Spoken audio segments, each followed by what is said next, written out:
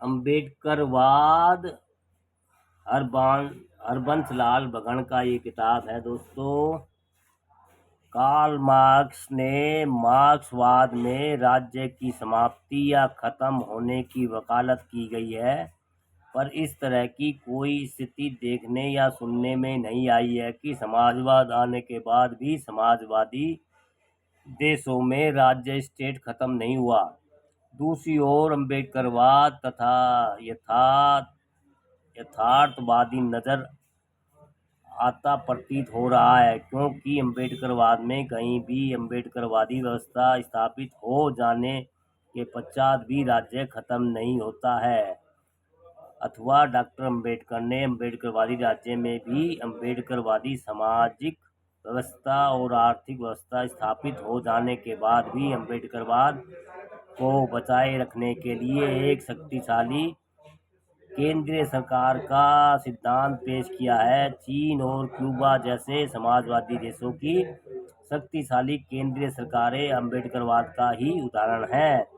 Soviet संघ के बारे में डॉक्टर अम्बेडकर की 1956 में की गई भविष्यवाणी सच हुई, जो संपूर्ण विश्व के समक्ष है।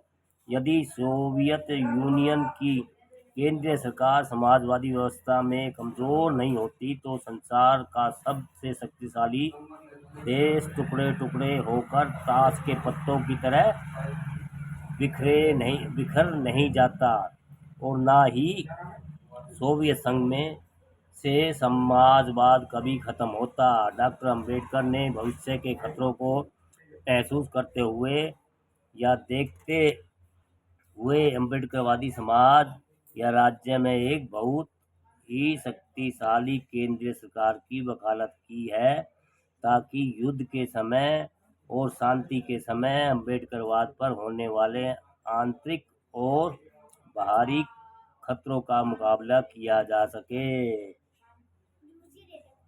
दो वाली है बेटा।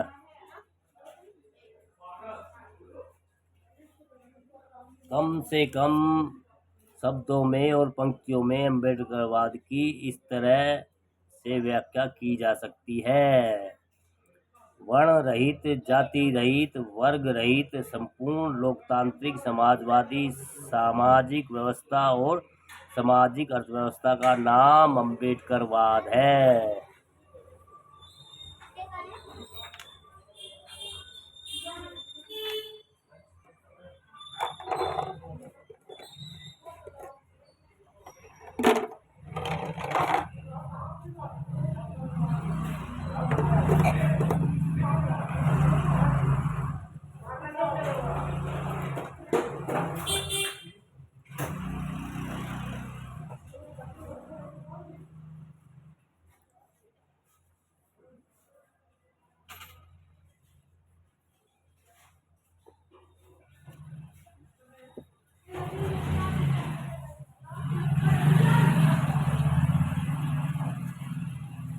डॉक्टर अम्बेडकर पूंजीवादी व्यवस्था और सरमाएदारी निजाम के सख्त खिलाफ और कट्टर विरोधी थे। इसलिए डॉक्टर अम्बेडकर ने कहा है कि पूंजीवादी अर्थव्यवस्था में आर्थिक खुशहाली और प्रसन्नता की बात किसी सपन में भी सिद्ध नहीं हो सकती।